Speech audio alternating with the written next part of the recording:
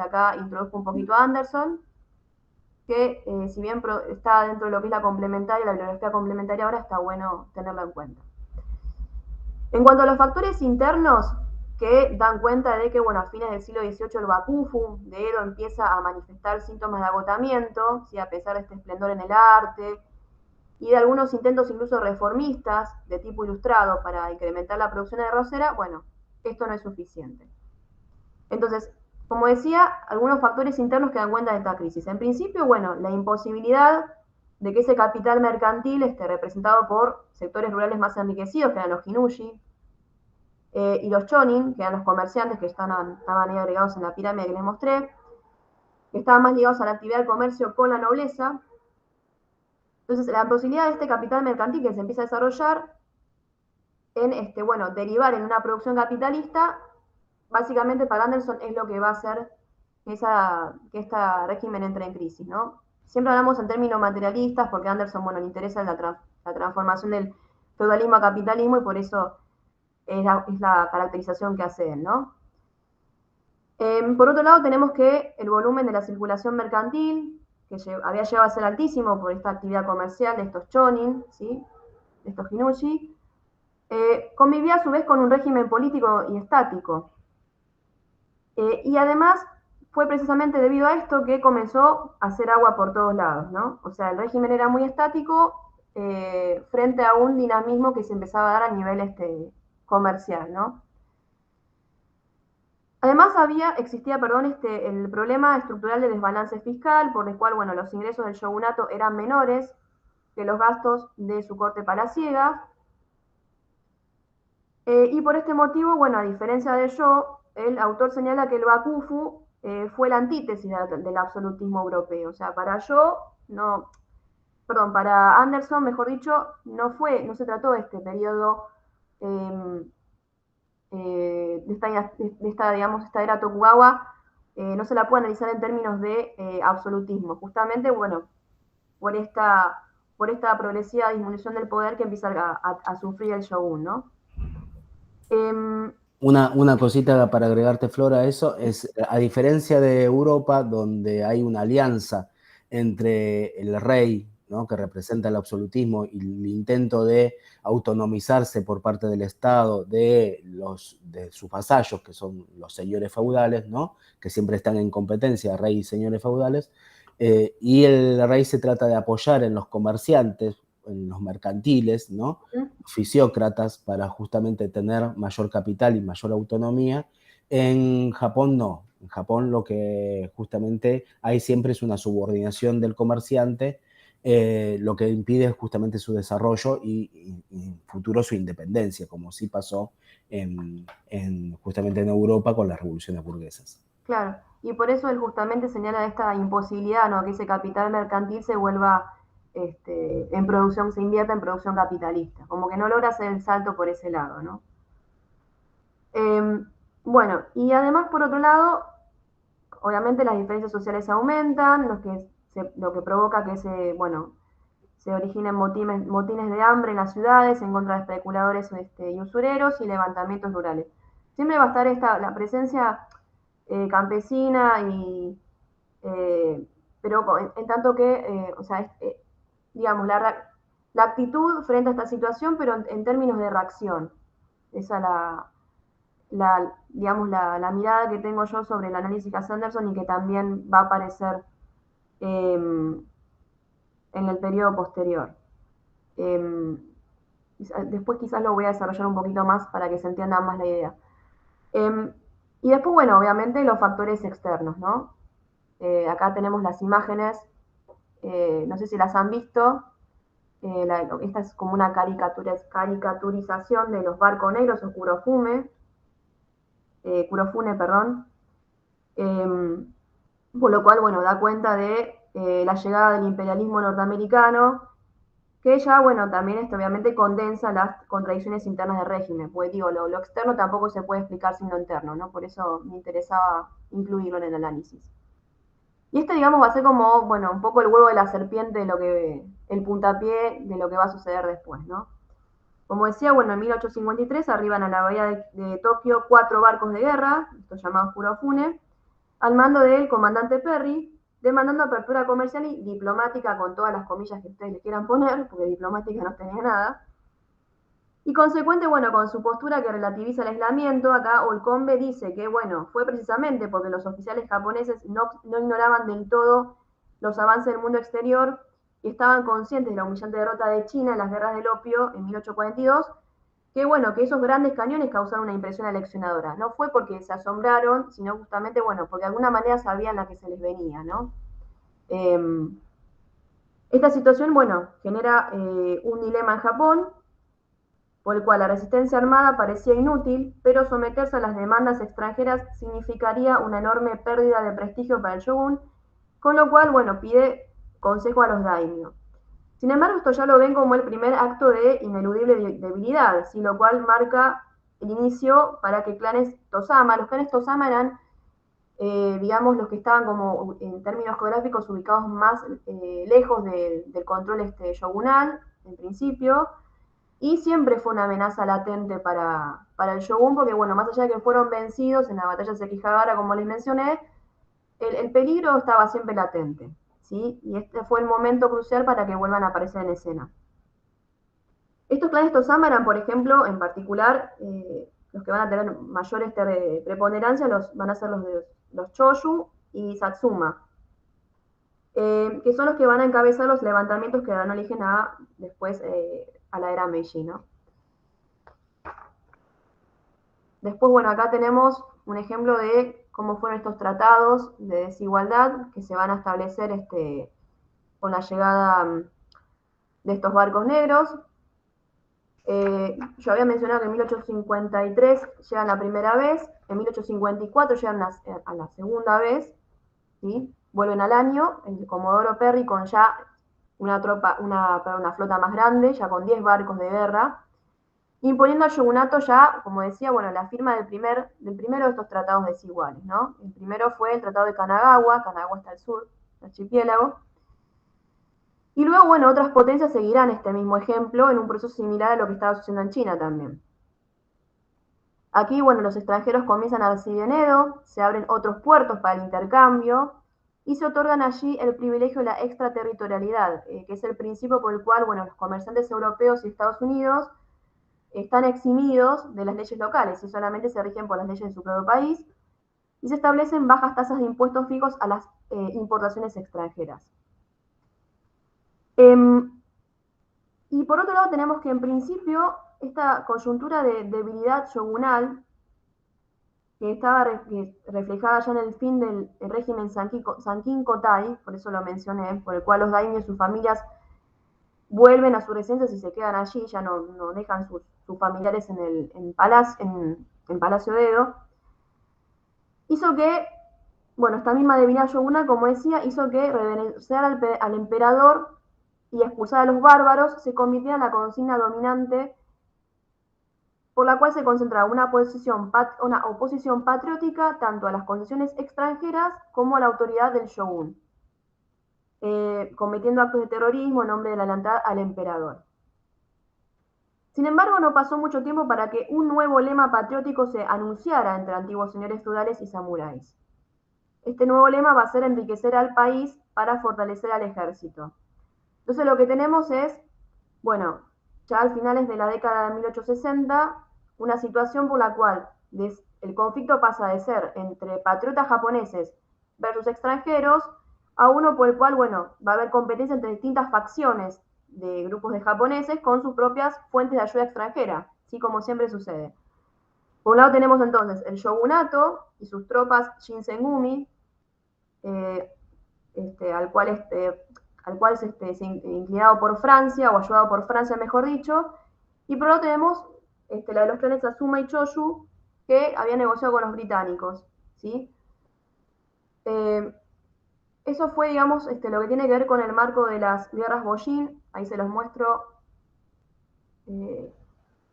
digamos, duraron prácticamente un año, de 1868 a 1869, como ven, acá están los países intervinientes, Choyu, Satsuma, Tosa, falta uno acá que no lo encuentro,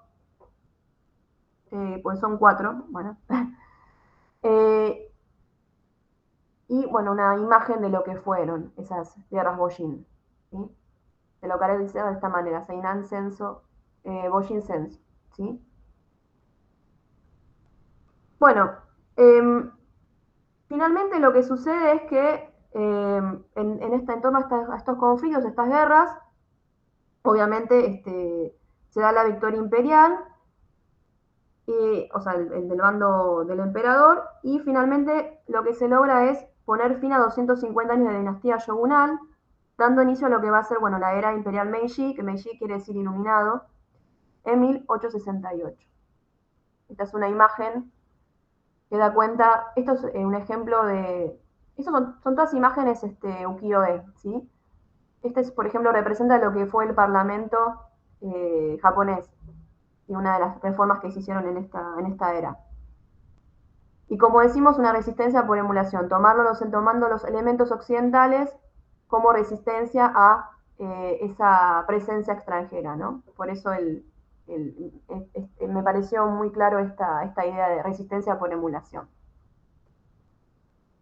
Bien, ya lo que tenemos aquí entonces es el periodo del Estado Meiji, que digamos abarca lo que fue desde 1868 a 1912 con la muerte del emperador. Y lo que se da justamente es, bueno, luego de las derrotas de las fuerzas del shogun, el emperador se traslada de su antigua residencia en Kioto, del Japón, al castillo de Edo, que entonces se conocerá como Tokio, del Japón. Esto de los nombres me gustaba introducirlo también porque da cuenta de ese cambio, ¿no? Kioto, del Japón, perdón, oeste de Japón, y Tokio, ¿no? De Japón. Según Anderson, obviamente fiel a su análisis marxista, uno de los hechos más importantes de esta nueva era fue la abolición del feudalismo, al mismo tiempo que la eliminación de ciertos privilegios y la monopolización de riqueza y poder por parte de ciertas familias hereditarias que, bueno, obviamente ocuparon los nuevos cargos públicos durante este periodo, ¿no? Y obviamente esto va a provocar el descontento de samuráis de medio y bajo rango, ¿sí? Y por eso Olcombe señala que, bueno, estos antiguos ideales meritocráticos subyacentes a este cambio revolucionario fueron estos ideales meritocráticos, quiero decir, que son propios de este cambio revolucionario, fueron tan tradicionalmente confucianos como modernos occidentales, ¿no? Porque hay una combinación de ambas cosas. La modernización por un lado y lo confuciano por otro, ¿no? Con esto de la permanencia en los cargos de estos antiguos, de esta élite conformada por samuráis cultos y obviamente por antiguos señores daimyo. Lo que tenemos entonces es, obviamente, la conformación de un Estado-nación moderno, fuerte y centralizado, ¿sí? en este periodo, durante la era Meiji. Y al respecto del Kombe lo que señala es, bueno, que los habitantes de las islas Ryukyu y los Ainu de Hokkaido, ¿sí? Son como los dos extremos del archipiélago, comienzan a pensarse no como extranjeros, sino como sobrevivientes prístinos, o sea, de los primeros tiempos de los antiguos japoneses. A mí me parece un tanto, esto hay que destacar que esto fue parte de un proceso de muy a largo plazo, que incluso al día de hoy, ¿sí? Se está terminando de conformar, porque sobre todo si consideramos la regionalización propia de Japón, que ya les había mostrado, ¿sí? Con identidades muy marcadas al día de hoy, incluso las Ryukyu o Okinawa tiene su propio idioma, ¿sí? Pervive justamente al día de hoy a pesar de estos intentos de homogeneización nacional constante que ha llevado Japón desde el centro de Japón, ¿no? Esta idea de mostrar el esencialismo japonés, de homogenizar, es parte de un concepto muy característico, es lo que se denomina el Nihon Shinro, ¿no? El ser nacional a partir de esta homogenización del territorio. Más allá de esta digresión, bueno, es importante destacar que ahora ya el periodo, digamos, el lema de este periodo va a ser país rico, ejército poderoso. Y para esto es importante señalar varios elementos. La homogeneidad cultural que se intenta establecer, y en esto fue muy importante también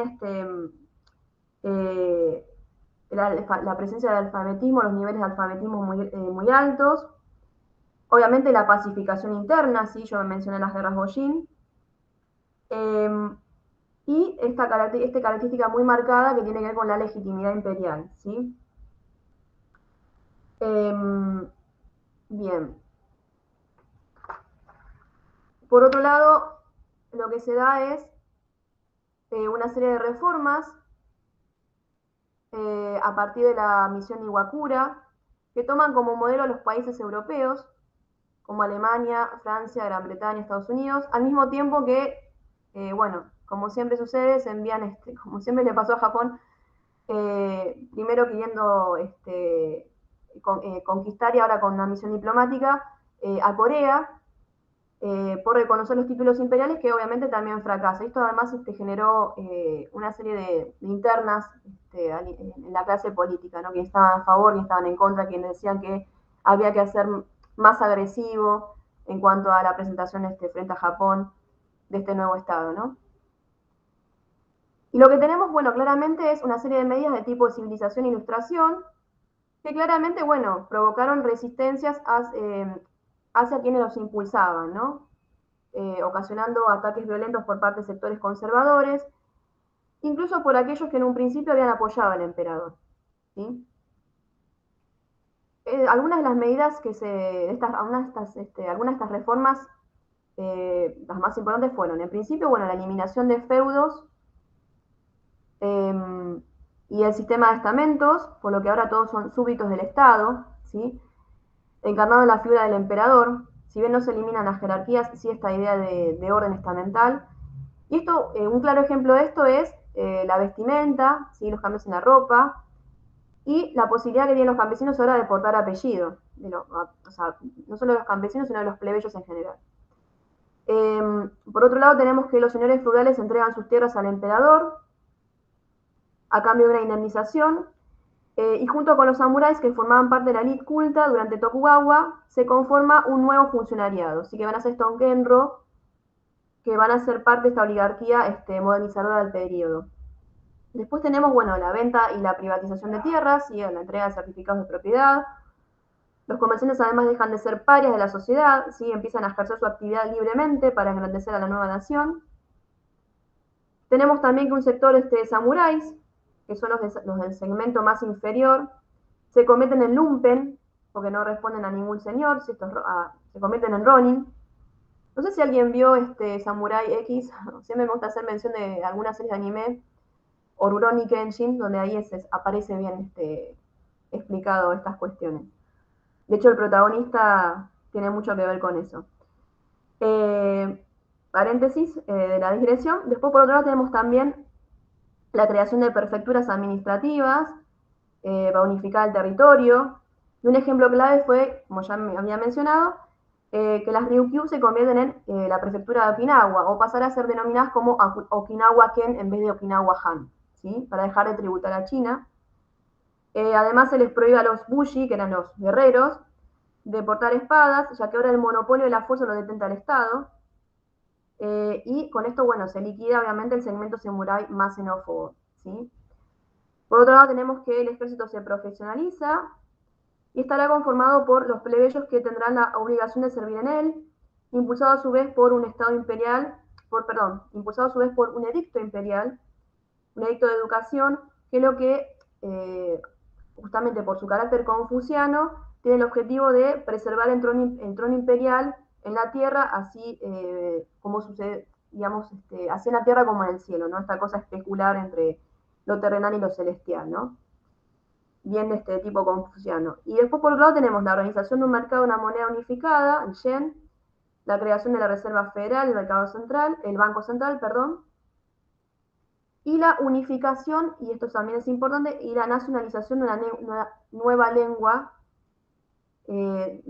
japonesa, que si bien al igual que el coreano tienen obviamente influencias innegables del chino, claramente se conforma con una lengua propia. Si pensamos hoy el idioma japonés, no sé si creo que tiene 3 o 4 sistemas silabarios o silábicos, no, perdón, tiene 3, perdón, y el 4 que es el de los kanjis, que son kanjis chinos, que se utiliza más que nada para representar conceptos, ideas, son de tipo ideogramas, ¿sí? Ese es como el elemento que aún permanece, el elemento chino que permanece en el japonés.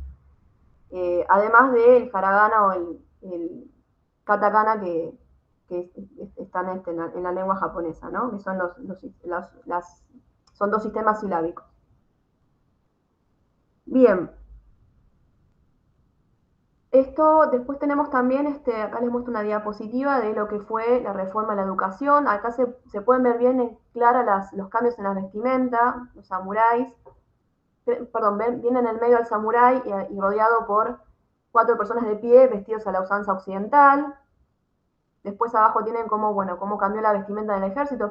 Fíjense cómo cambió la vestimenta del samurái a lo que es a esta unificación que ven abajo en la imagen, ¿sí? De los soldados japoneses.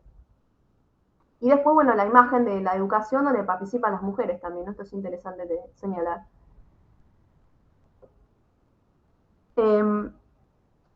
Esto formó parte, a su vez, de, bueno, cambios, como decía, en la educación, ¿sí? La reforma educativa, que estuvo de la mano de Fukuzawa Yukichi, que como siempre, bueno, esto fue factible gracias al alto nivel de alfabetización, como ya mencioné, ¿no? En la era Tokugawa.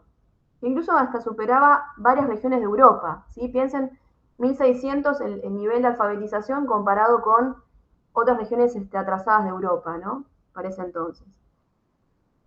El lema claramente ahora va a ser Japón debe abandonar Asia, ¿sí?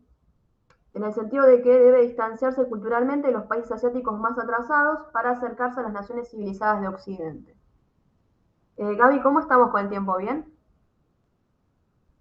Ajustados. Vos en realidad estarías terminando ahora Ya, para dar paso a Jessy. ya, sí.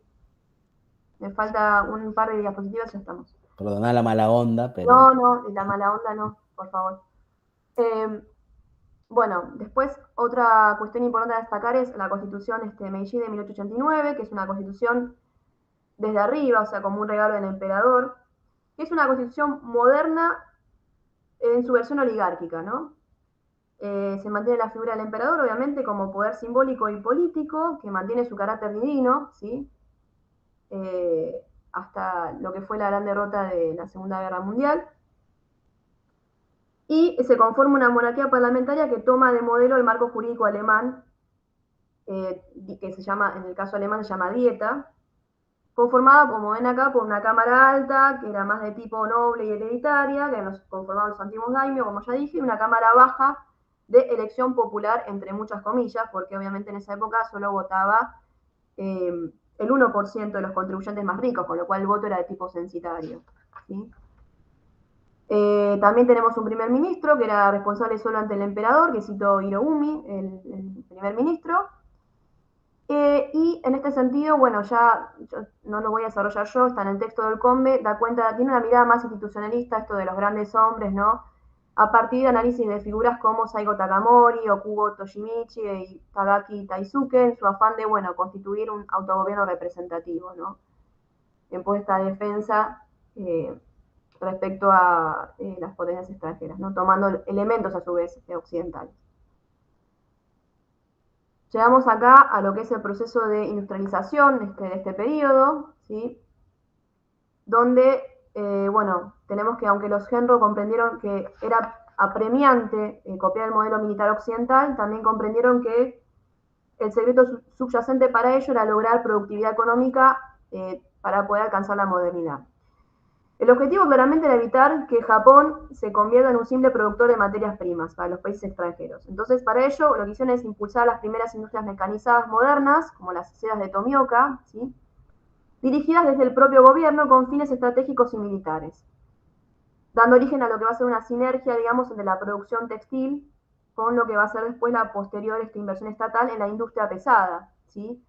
Y para ello se utilizaron incluso impuestos sobre los impuestos prediales, o sea, aplicados sobre las propiedades de territorios o los terrenos, para evitar recurrir a la deuda externa.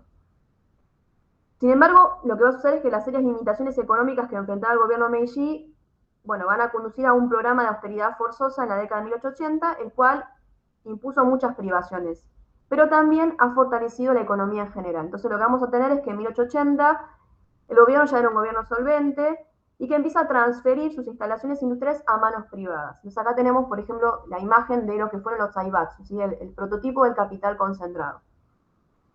Entonces, bueno, justamente tenemos que el gobierno vira hacia una normativa de una normativa de apoyo oficial para una única empresa privada beneficiada, como fue el caso de Mitsubishi, ¿sí? Conocida al día de hoy, ¿sí? Esta es una empresa importante para transporte marítimo y después, bueno, fue fundamental en lo que fue el desarrollo en la guerra, ¿sí? O sea, lo que se da es el apoyo oficial en una única empresa, ¿sí? Se conforman entonces, como decía, estos conglomerados japoneses, denominados Zaibatsu, que van a dominar la escena industrial en este periodo hasta la Segunda Guerra Mundial. Y, bueno, los más importantes tenemos, por ejemplo, Mitsubishi, Sumitomo, Yasuda, Mitsui a día de hoy muy conocida. Y a diferencia de los grandes monopolios del siglo XIX, lo que tenemos es que, bueno, los Zaibatsu rara vez monopolizaban un sector determinado del mercado y en cambio se duplicaban y competían entre sí por medio de una extensa diversificación en una amplia gama de iniciativas que, bueno, incluían, por ejemplo, manufactura, banca, comercio, etc. Y por último, lo que tenemos para señalar respecto a este periodo de la industrialización es que si bien se convirtió en una sociedad no occidental, la primera, perdón, sociedad no occidental en industrializarse con éxito, la primera sociedad asiática, gran parte del comercio exterior aún en este periodo estaba controlada por los comerciantes occidentales, ¿sí? Y por otro lado, bueno, aparte de amén de los desarrollos que habíamos mencionado, la gran mayoría de la población seguía siendo pobre y rural. Sin embargo, bueno, a fines del siglo XIX ya Japón tenemos que se estaba convirtiendo en una potencia militar fuerte y comienza a poner fin a muchas de las disposiciones de los tratados desiguales. Brevemente acá tenemos lo que fue, a ver si lo puedo compartir ahí, lo que fue la era Taisho. No me quiero detener mucho en esto. Fue un periodo que abarcó de 1902 a 1926, con ideas democráticas, de sindicalización, incluso una línea de comunismo se empieza a desarrollar, movimiento universitario también, incluso se le otorga a la población la posibilidad de votar, ¿sí? La creación del voto fue en 1924. Fue un periodo de mayor participación popular en la política, si se quiere, que no va a tener mucho, no va a durar demasiado. Por lo que viene después, ya con un periodo de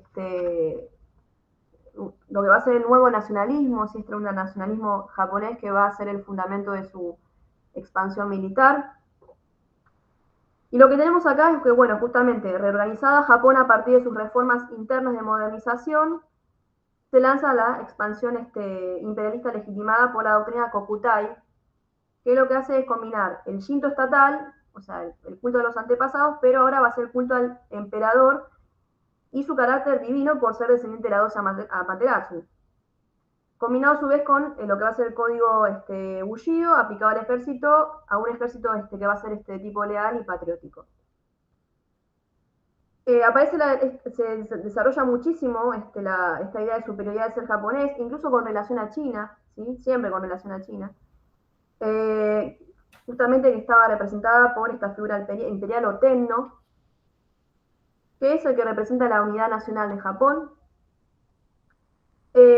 Y lo que sucede es que, bueno, para que se manifieste esto es que, bueno, la idea de identidad primordial japonesa en la conciencia popular se empieza a afianzar, obviamente fundamentada en una educación pública que promovía el valor militar y la lealtad al emperador, en tanto que, bueno, el emperador como cabeza del Estado era lo mismo que se podía, ejemplificar con lo que era el padre en una familia, ¿no? Y otra vez las ideas confucianas. Y claramente con esto, bueno, la democracia Taisho había empezado poco a poco a ceder paso a un ultranacionalismo militarista, ¿no? Bueno, ya para ir cerrando, tenemos que, bueno, en un periodo de crisis de la década del 30... Flor, no, cerremos acá porque esta parte ya está desarrollada en el capítulo que ya trabajaron y tienen el video subido de los chicos donde se habla del ultranacionalismo, el periodo imperialista de Japón. Y damos paso a Jessy. Lo que quería señalar por último es, sí, bueno, cómo caracterizamos este periodo digamos, en torno a la era Meiji, ¿no? Si fue si podemos hablar de restauración, si podemos hablar de revolución, de tradición o modernidad. Bueno, hay quienes destacan, digamos, más una revolución cultural, hay quienes dan cuenta de una restauración modernizadora, aunque parezca contradictorio, o una revolución popular. Lo que sí es importante destacar es que, bueno, es una resignificación de elementos antiguos que ya existían, de una tradición muy marcada que se desarrollaba y que, bueno, justamente combina elementos tomados del mundo occidental para llevar adelante este proceso modernizador por parte de esta oligarquía ilustrada, ¿no? Eso más que nada como para cerrar la idea.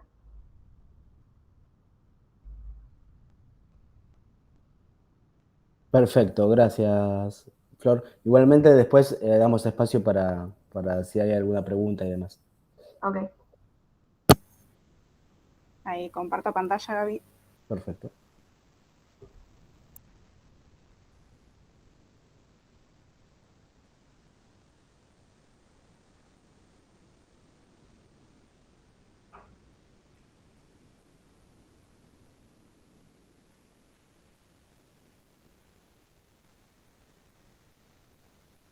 Ahí lo pongo en pantalla grande, gracias, no sé si se ve.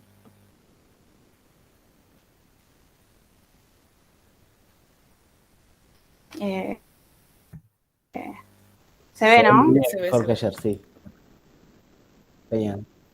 Ah, sí. Bueno, perfecto. Bueno, voy a hacerlo más breve.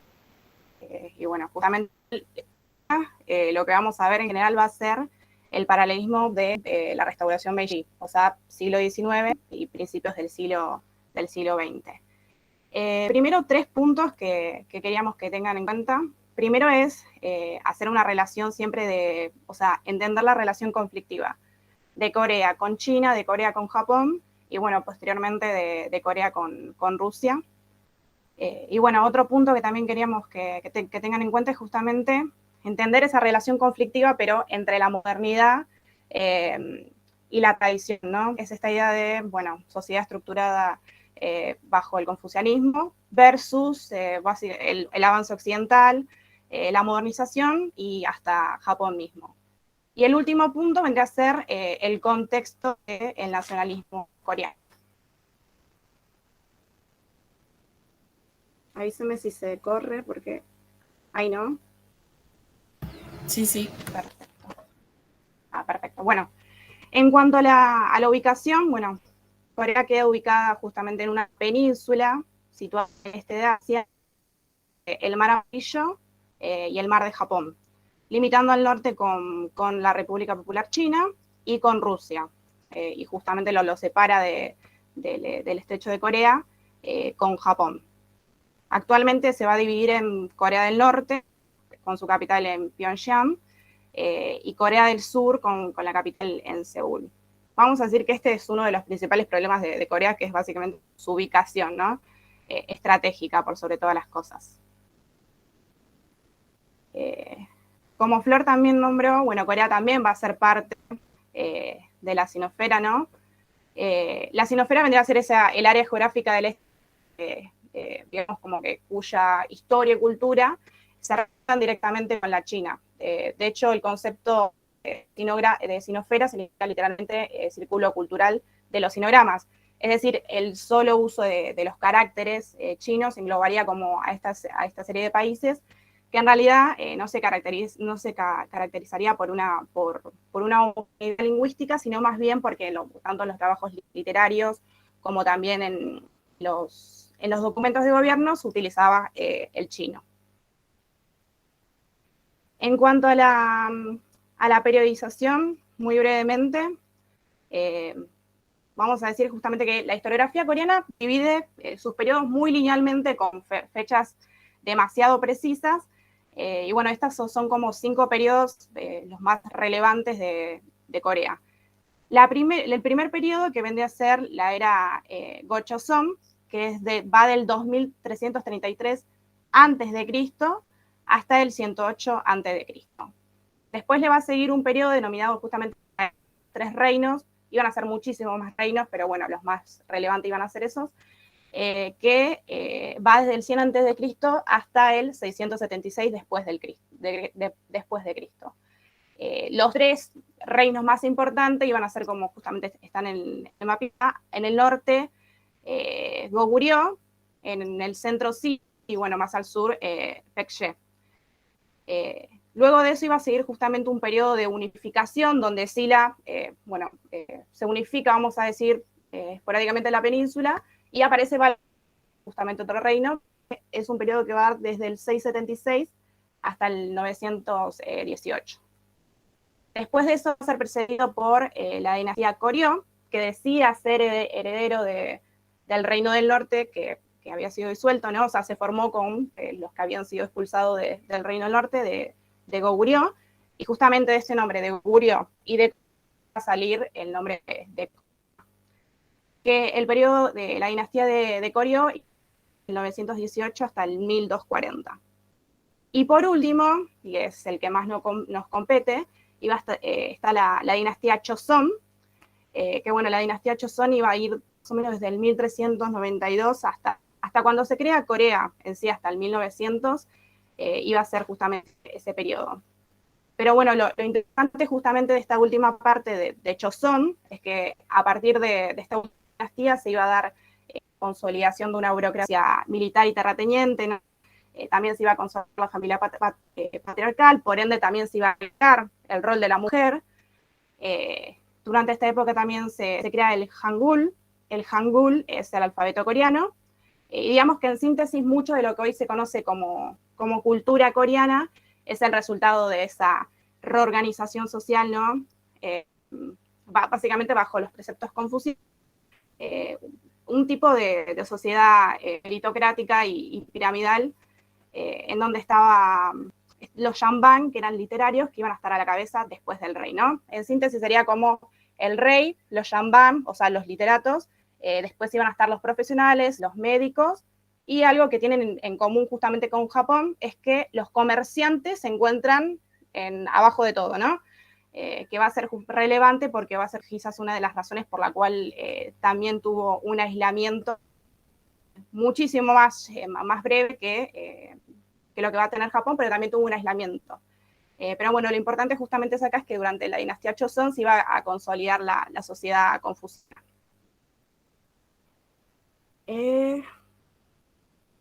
Aquí vamos. Bueno, Corea en el siglo XIX. Bueno, con justamente el mundo trastornado, vamos a decirlo, por la revolución industrial, la revolución científica, y bueno, la ola de occidentalización había dado también la puerta a que empujaran a los países, ¿no? a que se abran.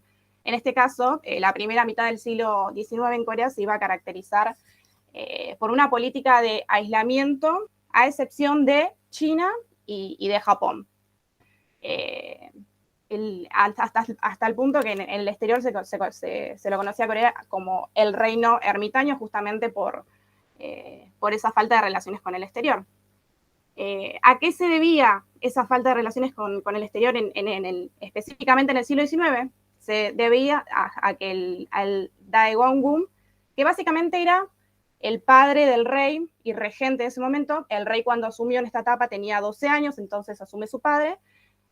Temía de que Corea se vea envuelta, como le pasó con China, justamente a un tipo de guerra que no pudo llevar adelante. O sea, después justamente de los resultados de la guerra del opio, llegó a la conclusión que justamente para mantener sus intereses, lo ideal sería recluirse y evitar cualquier contacto con el extranjero. En cuanto a relaciones con China, ellos tenían, vamos a decir, un sentimiento de lealtad hasta hacia la dinastía Ming, que bueno, que había caído, ¿no? Y tenían una suerte de desprecio hacia los manchúes, o sea, hacia los Kim, por lo que justamente cuando asumieron los manchúes no había una relación muy, muy estable, que digamos. De hecho, justamente en esta etapa, los Kim iban a cerrar la frontera con Corea y también iban a prohibir cualquier acceso de botes por las aguas y las costas. Pero a pesar de esto, justamente, en general, Corea se reconocía tributaria de China. se reconocía tributaria de China y de hecho mandaba, creo que 3 misiones por año justamente a Beijing, en concepto justamente de esta retribución. Podríamos decir que en síntesis, en el siglo XIX, Corea era independiente, era autónoma en tanto a los asuntos interiores o exteriores. Pero bueno, jugaba con un comodín, vamos a decirlo con una carta, que es un ejemplo que da Holcomb, es que en el 1845, cuando apareció una flota de británicos, la excusa fue, bueno, cuando le pidieron justamente abrir el mercado, fue: no nos podemos abrir porque ustedes están diciendo implícitamente que somos parte de China, y nosotros no somos parte de China, somos independientes. Pero cuando justamente se les fue a plantear lo mismo, pero en clave independientes, decían que no podían abrirse al mercado porque ellos no eran independientes. Entonces eran, bueno, cuando quiero soy independiente, cuando quiero soy dependiente. Bueno, esto lo mantuvo, vamos a decir, un tiempo en paz, hasta que en el 1875 iba a aparecer nada más y nada menos que su vecino, Japón.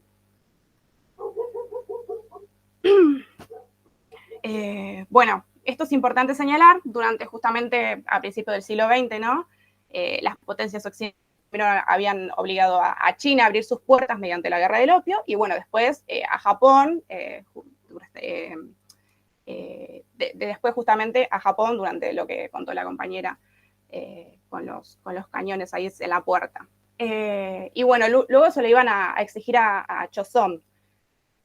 Corea, digamos que, o Choson en realidad, había evitado el acceso de los ataques navales. Primero creo que fueron barcos franceses en el 1866 y después barcos estadounidenses, pero bueno, como que se había mantenido al margen, había podido contraatacarlos perfectamente. Pero en el periodo siguiente, en el 1875, Japón iba a inspeccionar unas aguas, ¿no? Cerca de la costa coreana. Los coreanos responden con fuego, y bueno, esa fue la excusa perfecta de Japón para desembarcar y bueno, empezar un conflicto.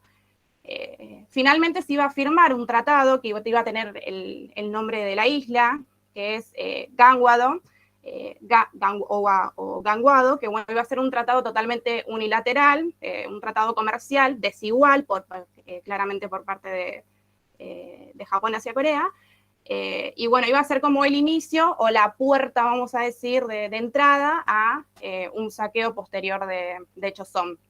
Durante este periodo igual se iban a firmar múltiples tratados con Inglaterra, Italia, pero no, lo importante es que también se firman tratados paralelos, tanto de China con países extranjeros como de Japón con países extranjeros, en nombre de Corea.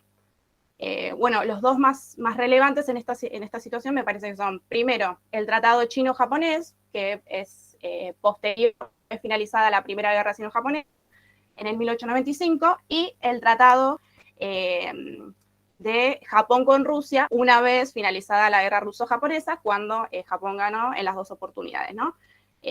Lo importante de esto es que en ambos tratados, más allá de lo que vieron que sean ambos países particularmente, acuerdan no intervenir más en la península coreana, dándole claramente vías libres a que Japón pueda hacer las suyas. En cuanto al interior, bueno, una de las razones justamente la justificación de por qué no contacto el extranjero con Corea se explicaba justamente en la misma estructura o en la misma jerarquía confusa. Básicamente se hablaba de que la élite dominante no tenía interés de seguir los incentivos, bueno, desde el libre cambio, etcétera, por la misma jerarquía, o sea, donde estás letranos, campesino, artesano y un comerciante que está abajo de todo, básicamente, o sea, totalmente menospreciado su postura. No había un incentivo real por abrirse al mercado, si por más de que tenga las riquezas que tenga, nunca iba a poder alcanzar la posición de un Shambang que iba a estar siempre por encima de él. Pero bueno, en esta primera mitad del siglo XIX se iban a dar una serie de malas cosechas, muchos campesinos iban a tener que dedicarse al vagabundeo, y bueno, lo importante en esta oportunidad es que se iban a dar como las primeras rebeliones abiertas, ¿no? Estimuladas por el alto cobro de los impuestos. Y esto iba a ser importante porque después va a ser, después en la posteridad, en el 1894, si no me equivoco, iba a haber revueltas muchísimo más grandes, y estas primeras revueltas iban a ser antecedentes a lo que va a ser en la posterioridad las revueltas más grandes en la historia coreana. Bueno, acá es importante relatar justamente de que los primeros debates en torno a los conflictos de los ideales de la sociedad confuciana van a estar en conjunto, digamos, como a una primera aproximación a la modernidad en la península. Y que básicamente la sociedad organizada justamente en torno a los ideales confucianos no van a responder a los intereses en ese momento justamente de la sociedad, y bueno, van a traer una dinámica de transformaciones. En realidad después no iba a poder adquirir sus matices por la misma invasión japonesa. Pero en sí, en este contexto se dan diferentes debates, aparecen élites de las élites mismo de la península, cerca de la situación, también teniendo en cuenta el debate ideológico que se daba en Occidente, ¿no? Aparecen nuevas ideas, nuevos debates y también nuevas formas de poder llevar a cabo un gobierno, pero bajo otras filosofías, teniendo en cuenta la revolución científica y bueno, también Occidente que se venía encima. Así que podríamos hablar como de una etapa de convulsión y de cambio dentro de Corea, ¿no? Justamente a cambio a causa de todos estos conflictos internos. Iban a aparecer justamente nuevos movimientos ideológicos, que por ejemplo Bulkak, Silkak, Kulkak, que en realidad van a ser en general, son movimientos de estudios prácticos, son escuelas, muchas de ellos de orden religioso, ¿no? Que iban a plantear en líneas generales, todos en común, iban a ser antiimperialistas y anti-Shanbang. O sea, iban también a velar por un campesinado más libre, ¿no? También que se pueda acceder a los puestos de gobierno por el mérito y no la posición que se ocupe en la escala jerárquica, etc. Y de acá justamente es importante señalar que, digamos que el pasaje de una sociedad tradicional a un sistema moderno en Corea se da gracias a la conjunción de dos factores, que va a ser, por un lado, el campesinado, que iba a llevar adelante movimientos revolucionarios, revueltas, etcétera, y una facción ilustrada, por otro lado, que iba a llevar adelante en la posterioridad, ¿no? Reformas burguesas, como por ejemplo puede ser Cabo, que bueno, es una serie iban a ser una serie de reformas que se van a hacer más adelante.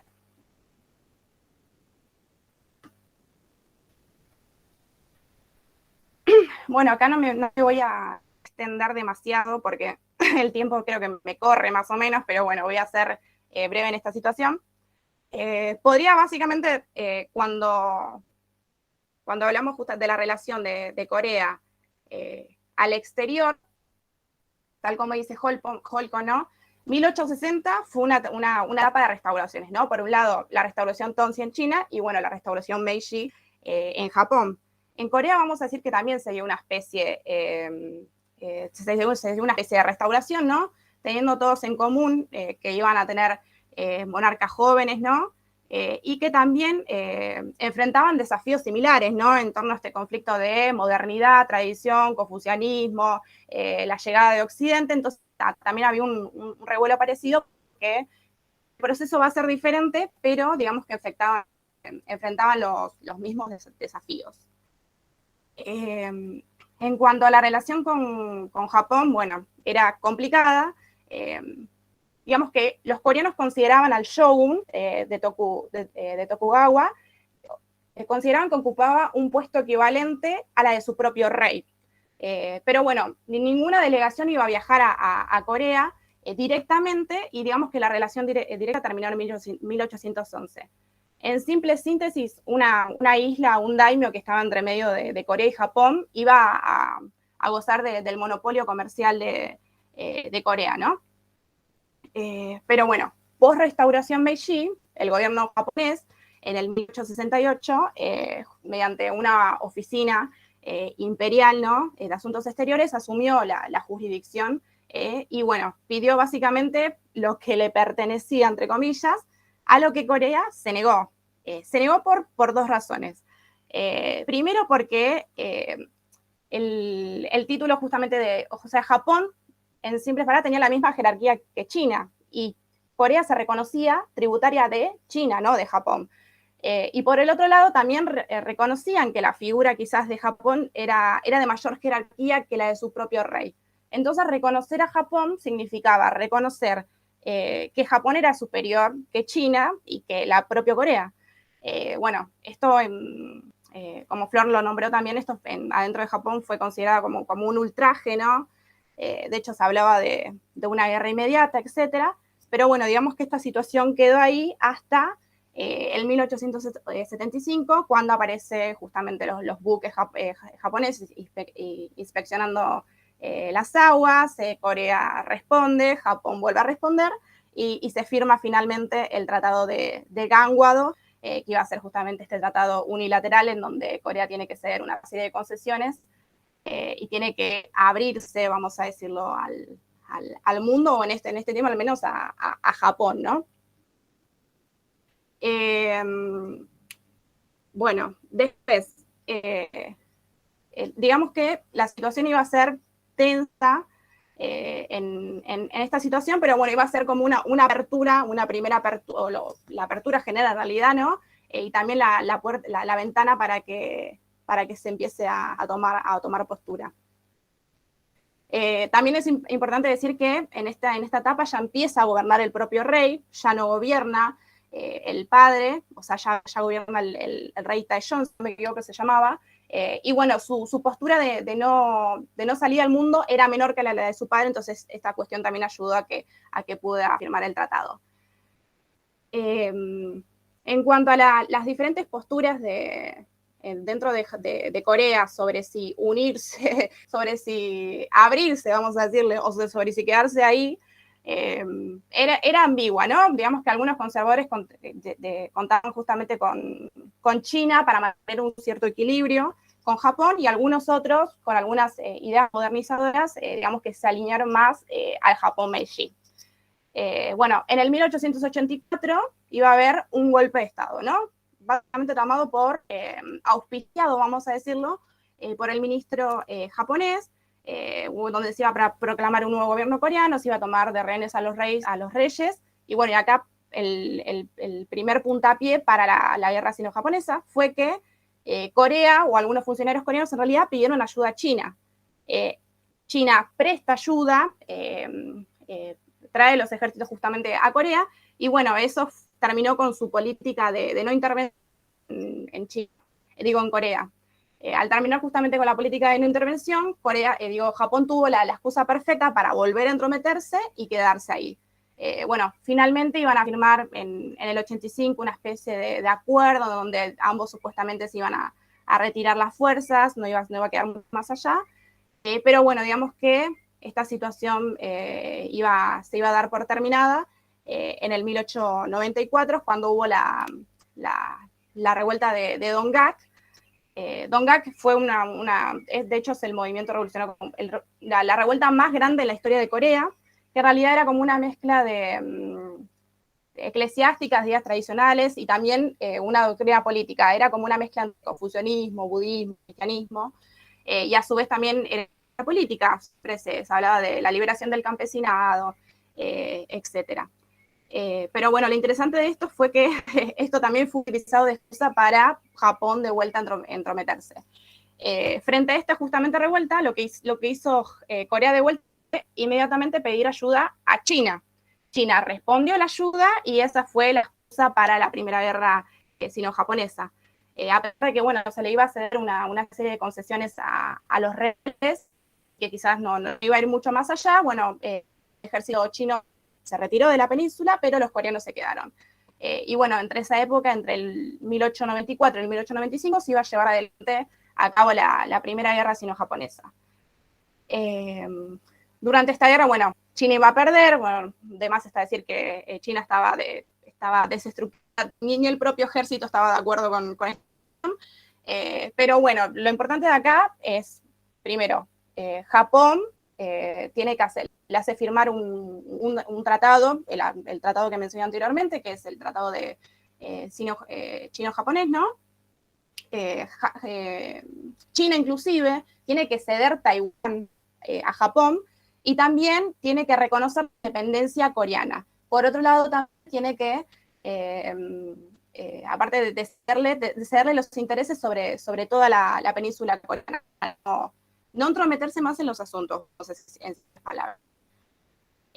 Bueno, durante este trayecto, digamos, iban a llevar una serie de reformas de toque occidental, vamos a decirlo. Y bueno, y al año siguiente, en el 1886, el rey coreano iba a salir del país por una flota de marines rusos. Y bueno, lo que hace en esta situación, justamente al ser rescatado por los rusos, es contraponer los intereses rusos con Corea.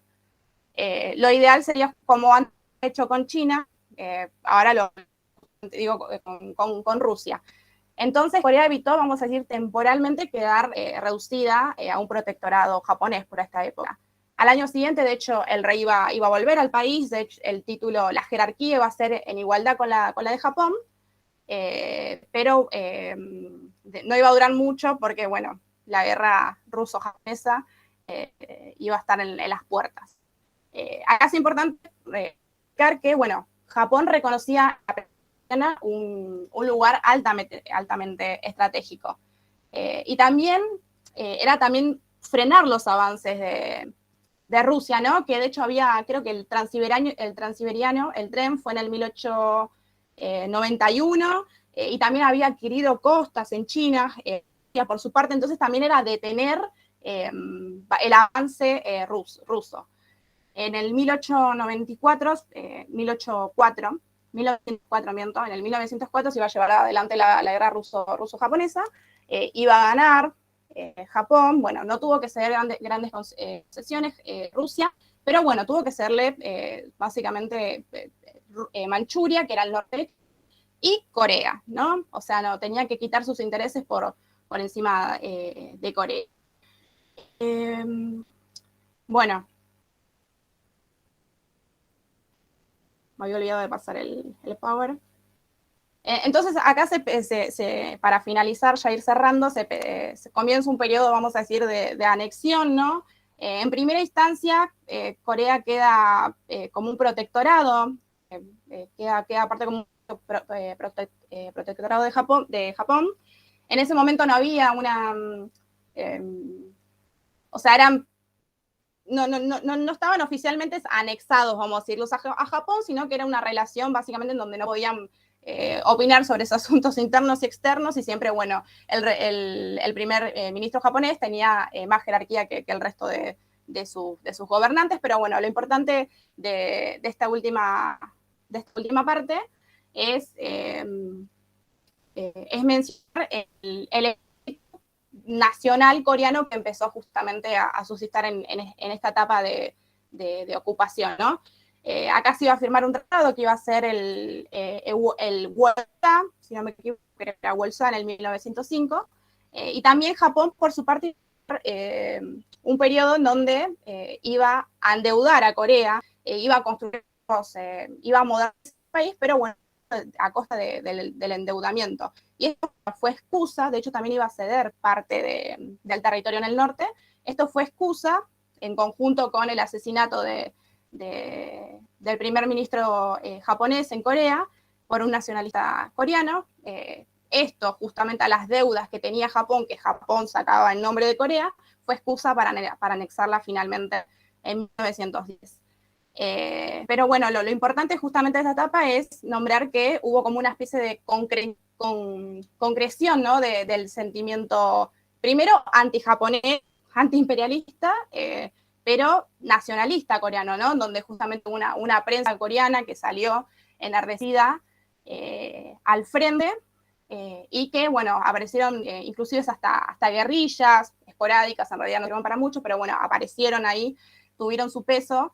Y bueno, apareció como un nuevo sentimiento, ¿no? Y una maduración de un nuevo sentimiento nacionalista coreano.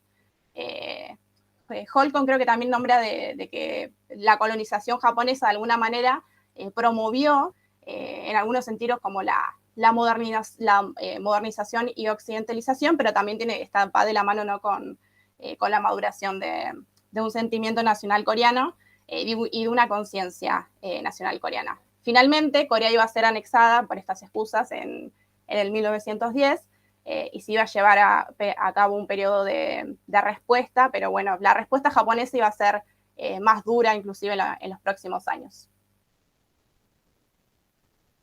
Y aquí finalizo.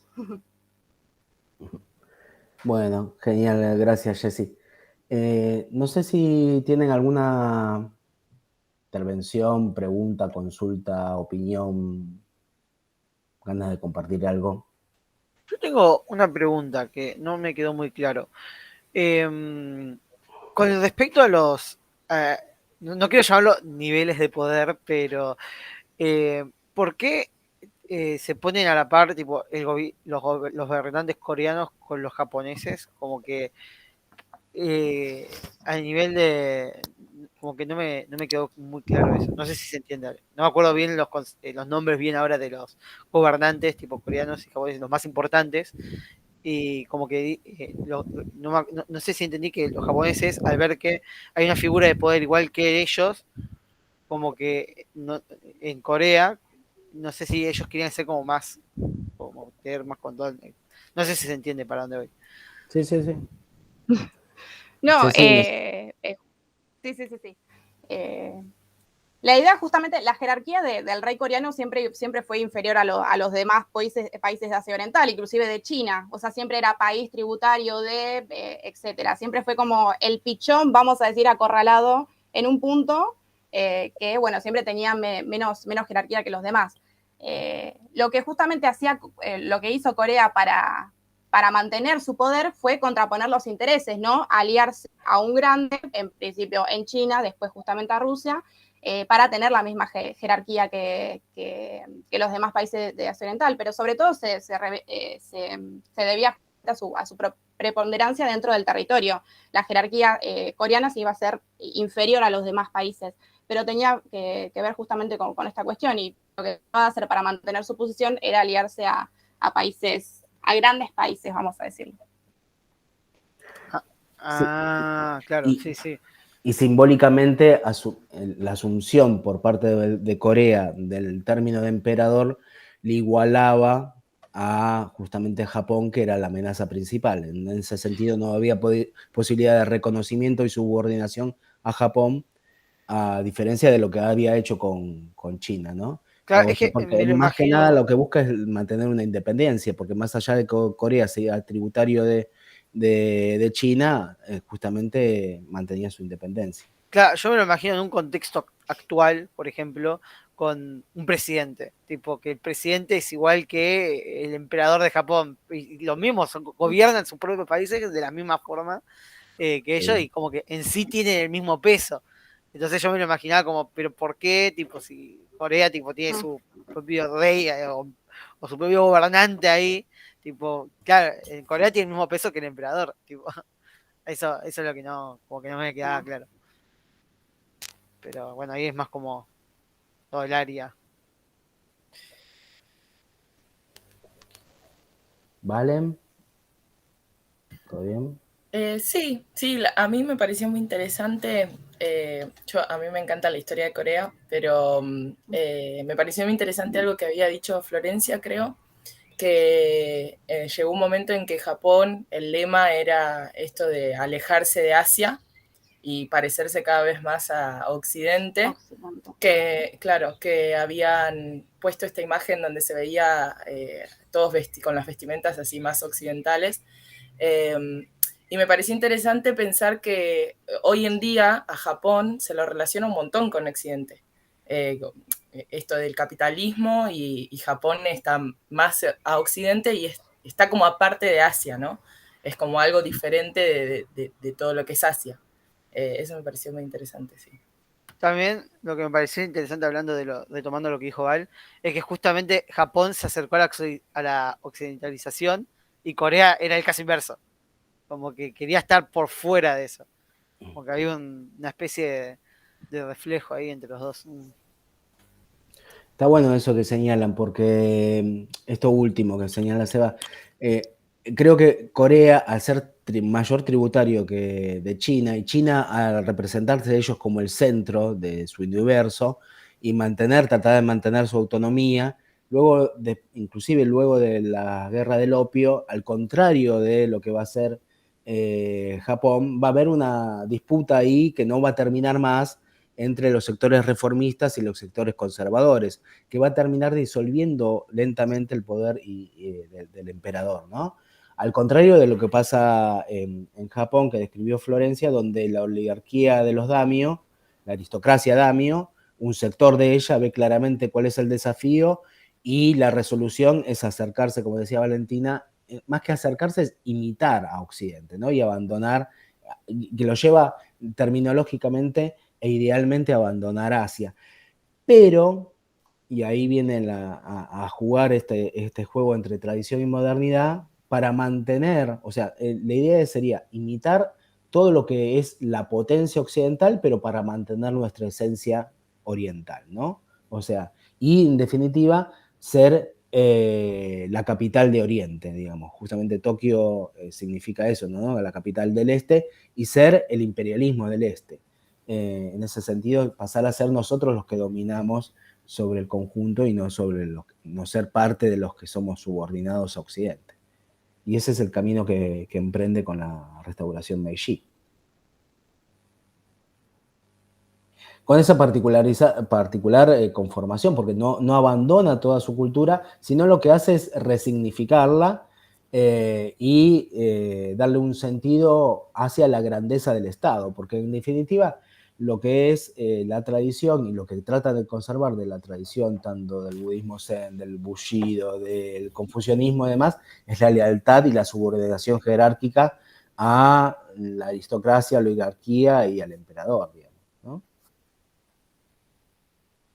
Perdón, otra cosa que me pareció interesante que me acabo de acordar, esto de la pirámide que pusieron sobre cómo estaba organizado todo jerárquicamente, y justo lo habían dicho igualmente, pero cuando lo vi me hizo acordar mucho a las castas de India, cómo también estaba la gente que estaba como por fuera de lo que era la sociedad o que estaban relegadas. Los impuros. Bueno, al contrario también. Sí, exactamente, exactamente. Me pareció válido mencionarlo, ¿no? Esto de los Jinin, justamente. Sí, justo también había pensado en lo mismo.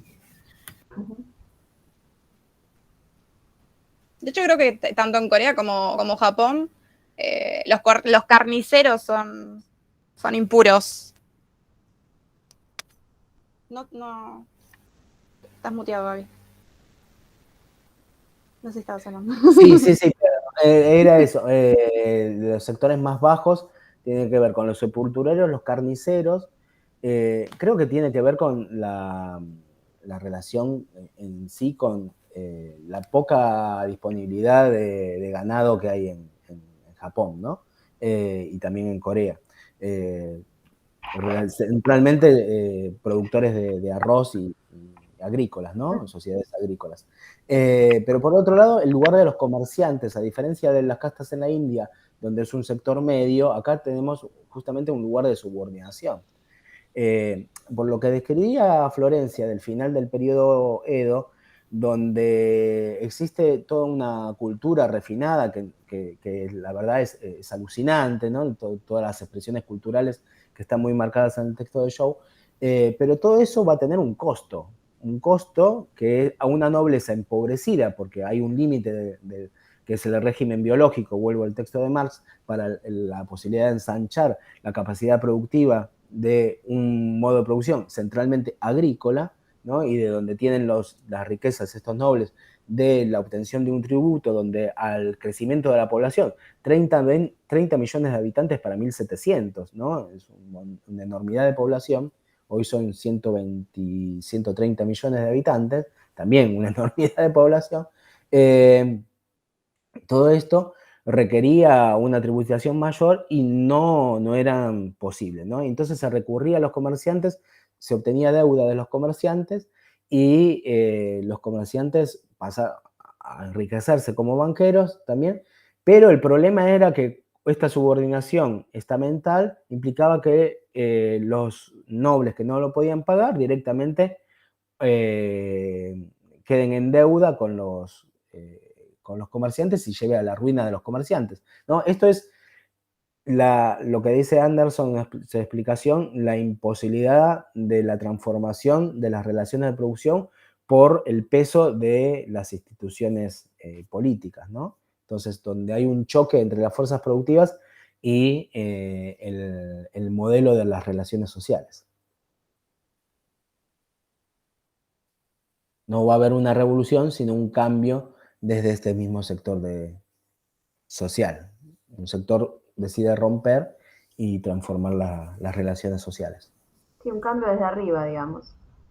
Sí, sí. Muy propio, parecido, y no es casual, a lo que pasa con Alemania, ¿no? Que también decide, frente a la amenaza de la revolución, plantear el cambio desde arriba. Uh-huh. Con las ventajas que tiene un periodo, como describía Flor antes, de Tokugawa, de desarrollo, de esplendor, de ya una conformación de una cultura nacional, etcétera, que todo eso Alemania va a estar en más dificultades, por lo menos en la construcción nacional, que va a ser el gran problema, si hacemos historia comparada. Bueno. Pido disculpas por extenderme en el tiempo. No. Disculpas por haber metido a Corea y no haber tenido el tiempo de darle una clase especial a Corea. Entonces, no llegamos a hacer las dos cosas, pero hicimos sí un abordaje que es una presentación del tema. Más teniendo en cuenta que esto, como decía en la clase anterior de la India, Japón va a ser visto por los nacionalismos como la imagen a imitar, ¿no? Como la referencia de la solución a este atolladero que es entre modernidad y tradición.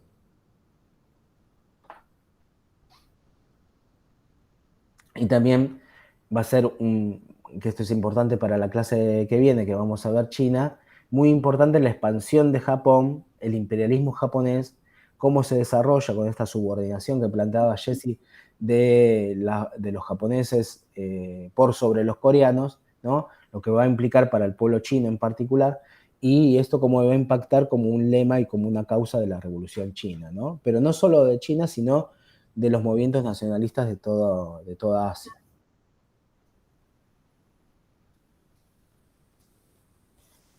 Bueno, dejamos acá y nos reencontramos la clase que viene, semana por medio, con el texto y el tema de la China moderna y la Revolución China.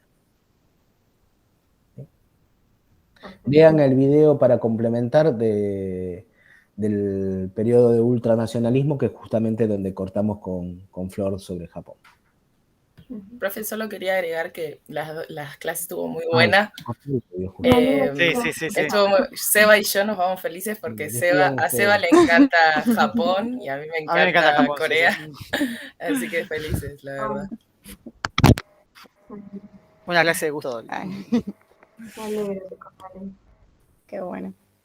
Había que aprovechar el boom del juego del camarón, ¿viste? Sí.